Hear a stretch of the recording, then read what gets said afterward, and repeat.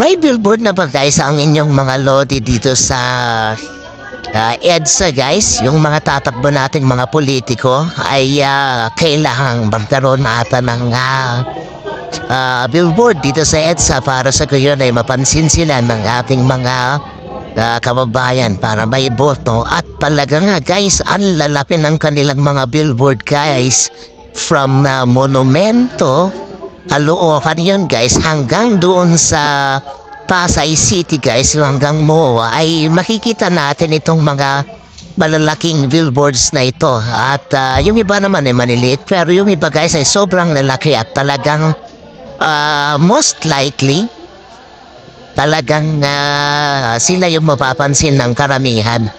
At kung wala pang mga billboards ang inyong mga lodi o inyong mga inaasam na tatakbo ay sa tingin ko ay kailangan nilang maglagay dito sa EDSA guys, at para sa ganyan ay mapansin sila ng taong bayan. Yun nga,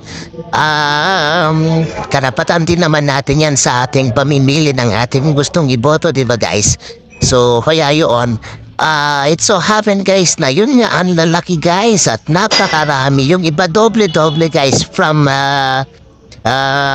Caloocan Monumento up to Pasay guys.